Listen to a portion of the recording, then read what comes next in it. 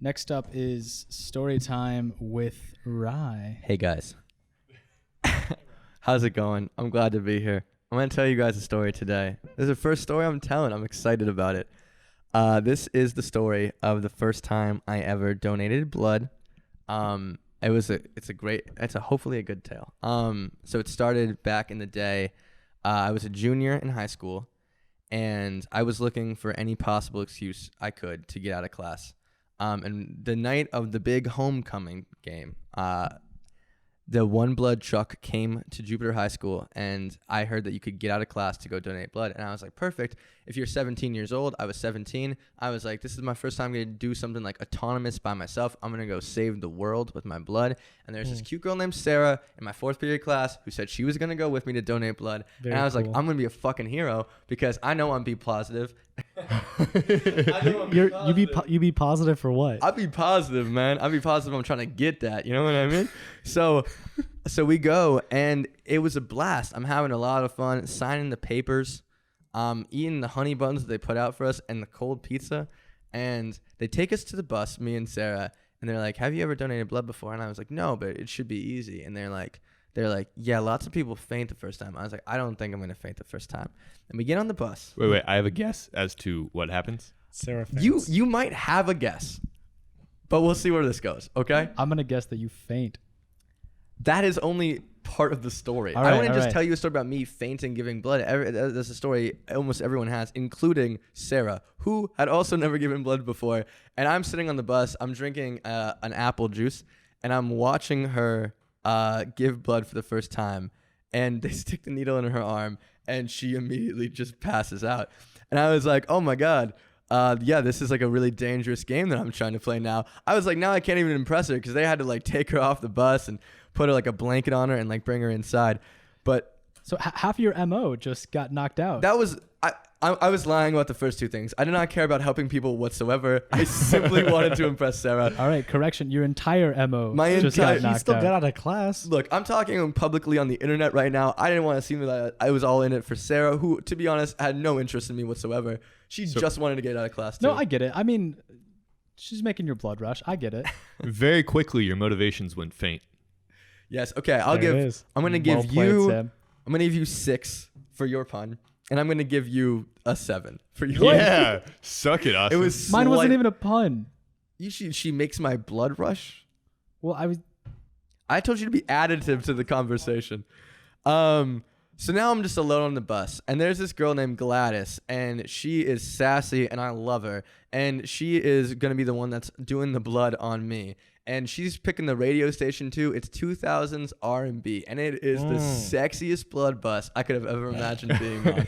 Blood It is bus? like, dude, I'm talking like. Was it as sexy as your jams. blood bus? Is that's an innuendo for my penis? It is. Sexier. We're talking Whoa. Justin Timberlake, Janet Jackson level, just like just the grooves. And I was 17 years old. I was excited. They put me down on the chair, right? And Gladys comes over and she's talking to me real nice. She's saying that I have really high iron, which I was really excited about. That was a compliment I didn't even know I could get. You eat a lot of spinach? or lots I of did it. breakfast cereal. Were you a big breakfast cereal guy? Hiron. I did. I had a lot of Raisin Bran Crunch in the day. Yeah, there's a High lot. iron? Hiron. High iron. High iron. Okay, so this is all, you guys are, go as many puns as you guys want. So she takes my blood successfully, might I add. Whoa. And everything is going according to plan, right? I mean, Sarah's not there, but I'm still doing my But that I'm was doing the my whole part. plan. What, to donate blood? No, to impress Sarah. So nothing is going according to plan, but the new plan is I'm just donating blood to just be a guy. You know what I mean? Right. Right. So Gladys is like, you did so good for your first time. And I'm like, thank you so much, Gladys. And she's like, let me get you a juice. I'm going to move you over to this chair over here. So the bus has, it's a 4-chair setup. We got 2 on the left where your right arm gives blood. Okay. And then we got 2 on the other side, but your left arm is out. Does that make sense? Yeah. Yep. Okay. So my left arm is out on this side of the bus. She goes, you're going to lie down over there for a little bit. It's your first time. Just relax. I'm going to go have a smoke. Gladys goes off the bus to have a smoke. What? I lie Quality down. lady. Yeah, the blood donor lady. So she's going to have a smoke. I lie down on the left side of the bus, and this guy is Zach, this very tall guy who did not understand what was going on very much at all. He looked very, very new to the situation. Comes over to me. Now, I have a blanket and I'm holding like this. Wait, does Zach work there? Zach works there. Yeah, Oh, he's not I'm- just I'm- some I'm guy very in the worried bus. now. Okay, Zach comes over, and I'm lying there. I'm lying there with the blanket covering my right arm that just gave blood. My left arm is facing the aisle. And Zach comes up to me and goes, all right, you ready to go? And I was like, sure. Because I had never given blood before. And I was under the assumption that that was just like maybe the test bag of blood that I had to give. Oh. Yeah. Oh, Yeah, no. I know. And I was like, oh, yeah, like for sure. That sounds all right. So Zach's like, perfect. He cleans up my arm, he finds the vein, and he pops another thing in. And he starts taking the blood from me. And I'm like, whoa, like, this doesn't feel very good. And he's standing there watching me give the blood. And Gladys comes back on the bus from the smoke break. And she is irate. She's like, what the hell are you doing? And he's like, what do you mean? And she's like, I already took his blood like 10 minutes ago. And he's like, what? And I was like, yeah. And like, I took the blanket off. And he's like, his eyes, he was terrified in the moment. And I was like, is this not supposed to be happening while my blood is coming out of my arm? I'm like halfway through my second bag.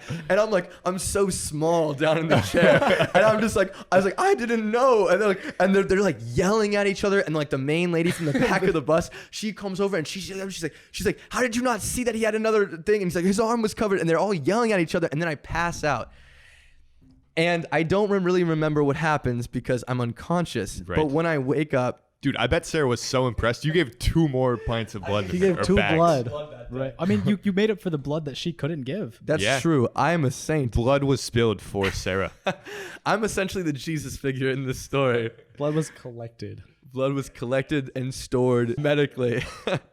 So I wake up on the bus, and I'm dazed and confused like I'd never been before. And I look up to the front of the bus. Everybody else is gone. Like, there are no more students giving blood on the bus. We have a police officer that works for my school. We have the principal of the school. And then we have the 2 people that are in charge of the blood drive. And then all the 3 characters that we met before.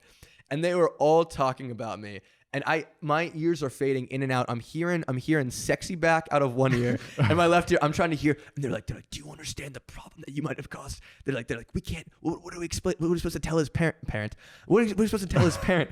And I'm like, oh my god, like I don't understand the situation over here. The principal comes over to me. Me and the principal had interactions before. And he comes over to me, he's like, Ryan, how are you doing? And I was like, I don't feel. And he was like, right. He's like, don't worry, we're gonna take care of this. Then Why don't they just put the blood back in? Yeah, Give him the blood are back. Are they able to? They- I guess so. clearly not. I think that would have happened if it were an option. Right. I don't think that, That they would would have make just sense. left me. So they come over and Gladys is like, hey, sugar, how's it going? And I was like, it's fine. I'm pretty scared right now. And she's like, don't worry about it. I'm going to get you another juice. I'm going to give you this paper. Just sign the paper. No I was way. like- No way. I was like, Gladys, you've had my best intentions so far. So I can't really think of any. I'm actually acting a lot more cognizant of the situation than I was, because I'm really much like, I'm like this. And she's like, I'm going to get you another apple juice. I was like, thank you, Gladys. You're still a minor. I am still a minor. Okay. Yeah. So she comes over to me and she goes, I'm just going to get you another juice and I'm just going to have you sign this paper. I was like, what's it for? And she's like, it's just so we can take care of you. I was like, absolutely. And I literally am just like, I was like, I got So it. Like, you're slumped over, and I'm holding my hand. Dude, he's 2 pints down at I'm this point. so, my hand is, you only have is like 7 limp. you have like 7 pints of blood, right? The fact that I made any pen contention to the paper, like I have no pressure on it at all. I'm just essentially squiggling lines. And I was like, wow. And then she's off the bus for a while and I start taking looks at it and it's like, the signee is not allowed to take legal action against One Blood or its partners for like, and I was like, oh man, I see what I just did. I just signed away all of my rights to sue them. And so I have no more legal standing. And the principal was like, Ryan, like, we're going to get you off of the bus and we're going to get you back to class. And I was like, to class. and I was like, okay. But I had been here they put me in this room where I'm supposed to like relax until I'm ready to go. And then I tell them that I'm ready to go because I just want to tell my friends the story at this point in time. And I walk into my 7th period, so many periods had passed, and this is the last of the day. And I walk in like a like Beth from Little Women, I imagine, when she had scarlet fever and was about to die. Because I like hobble into the classroom and I walk in and my teacher just stops teaching. And she's like, Ryan. And I was like, yes, Miss D. And she's like, you look terrible. And I was like, how bad? She's like, you don't look like there's any color. There's no pigment in your skin whatsoever. And I was like, what? And she's like, look at yourself in the mirror. And I look like a bed sheet. I look like a literal bed sheet ghost. I have absolutely no color in my skin whatsoever. And she's like, I think you should go home. And I was like, I think so too. And seventh period's almost over, so I just go sit on a bench outside for most of the day. My friends come out and they take pictures of me, and then of course, my friend's mom. The logical progression of things. Yeah, you have to. They're like taking pictures with me because I'm not there mentally. I'm like. You know, like in Monsters Inc. when they suck the scream out of that one random. Yeah. I'm that guy. I have no emotions anymore. And they take me home and they drop me off my mom, and my mom's like, Ryan, what happened? I was like, I gave blood. And she's like, this isn't what's supposed to happen when you give blood. I was like, I'm going to go lie down. It's like 4 p.m. Eastern Standard Time. I wake up the next morning at like 10 a.m. Oh I have no idea. I slept for so long. And my mom was like, I didn't think you were going to get back up. And I was like, God. She's like, do you feel any better? I was like, yeah, I guess so. And I essentially was bedridden for the rest of the weekend. And then when I got to school on Monday, my principal, who is a great guy, he comes up to me and he's like, hey, did your mom say anything to you about the blood drive? And I was like, yeah, she had some questions. And he's like, okay. But like anything bad? And I was like, no, I think it was okay. And he's like, okay, cool. And he leaves me alone. That's pretty much the end of the story. Oh my God. What are we looking at here? You guys got any questions? That is so tough. Yeah. So they never explained like, hey, you just gave a quarter of your blood away. They did not talk Right. There about was no disclosure about what you should do, any remedy. I was given absolutely no information. So my God. they just had you sign your rights away, and they just hoped that you wouldn't fall into oncoming traffic during the day. They were like, They were ready to let you drive home, presumably. Well, yeah, I didn't drive to school, but yeah. I mean, that would have happened in principle. If I had driven to school, yeah, you would have had the option to drive home. They did not discuss any of the situation with me. I think that they were like, he can't cognitively handle this right now, so we're just not going to talk to him about it. That is abysmally tough. Yeah. What did Sarah say to you afterwards? Yeah, what happened with that? What Sarah said. I'm thinking of what Sarah said.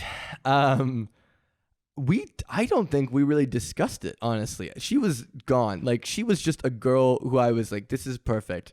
I got to go with this attractive girl. I did not know what I was signing up for in the situation at all. Or signing away.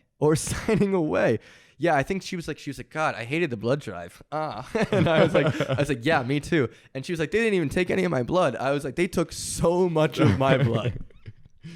She was like, I hated the blood drive. Ryan was like, did your friends come to check on you over the weekend or anything? Were you just left to die? Some of my good friends came and brought me like a Baja Blast freeze, which I don't think was like medically the answer for the situation. Like more blood was probably number one. Sugar. Dude, they could have gotten you so wasted. You had so little blood. I could have gotten so drunk. I could have smelled hand sanitizer and been unable to drive. I was already unable to drive. They could have taken you to a hospital that could have given you more blood. That's true. I think that they were like, this is just a Ryan situation. Is this one blood not associated with a hospital? I imagine that there must be protocol for that situation. No, they just squirt that blood all over the place when they get back. I think that it was like sort of like I really called out one blood. I'm looking at you guys. What's up, blood? And Glass, what's up, one blood? I think that what really happened was they were like, he is just a kid. He's, they always say kids have strong bones. He'll bounce back. This kid will bounce back. He'll make more blood. Who's gonna believe him? They must have known that he would like be okay. Right. And that it wasn't, they shouldn't have done that, and he wouldn't be. They got him to sign the NDA pretty quick. They put an NDA in my face, and I was like, "Here are my rights." So maybe it doesn't seem like they thought he was going to be A-okay. Yeah, I'm sure they knew you wouldn't die. They certainly hoped so, and even if they didn't know that, they were no longer legally liable for it. Well, I guess that's where the minor thing comes in. I'm sure they would still be legally liable. True. You did sign as a minor. I did. So Yeah, I don't that even holds, know. that holds nothing. Does that hold nothing? So I They believe made so. me sign something. Well, I mean, there is a degree to which that means nothing. but also, if you were to bring it before a court and you were to explain, yes, they took 2 pints of my blood, and then after I regained consciousness, they had me sign something, you would not be able to read. And so that would also be signed under false pretenses, which would have doubly nullified I it. think you had far more legal jurisdiction than you thought you had. You should have died. I'm just gonna You would've add gotten this so much to money. a long list of people I need to sue in retrospect.